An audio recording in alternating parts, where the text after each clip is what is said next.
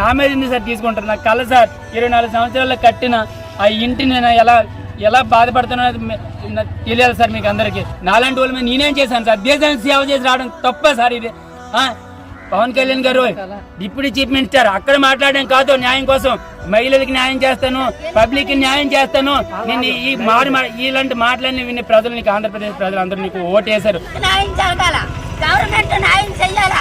చంద్రబాబు నాయుడు గెలిచి 3 రోజులు అవ్వలేదు, మా ఇల్లు తీసేశారు. అక్కడి నుంచి ఆర్డర్ తెచ్చామన్నారు, అంజాయికి నెట్టుకోనరు.